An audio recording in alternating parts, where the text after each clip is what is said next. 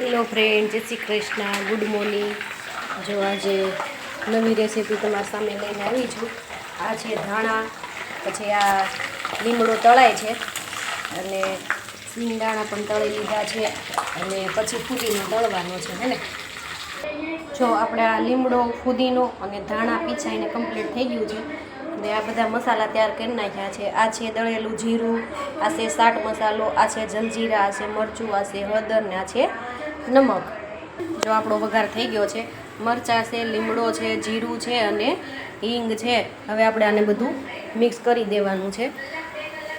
તમને દેખાતું હશે, આમાં બધું એડ કરી દેવાનું છે. અને હવે છે ને આ જે આપણે પીછું હતું ને, ફુદીનો અને લીમડો અને ધાણા, આ બધું પહેલાં મિક્સ કરી દેવાનું છે. જો મમરાનો કલર જો એકદમ લીલો મસ્ત બની ગયો છે, જોઈ શકો છો તમે. મસ્ત મસ્ત મમરા બની ગયા છે.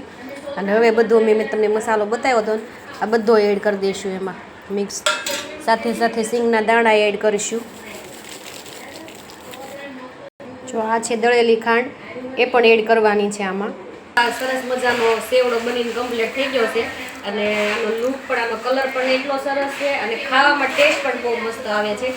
તો ચોક્કસથી તમારા ઘરે તમે કેવો બનાવો છો ને, લાઈક, શેર અને ફોલો કરવાનું તો ભૂલતા જ નહીં, કારણ કે અવારનવાર મારા વિડીયો જોવા માટે. તો થેન્ક યુ બધાને. આવજો.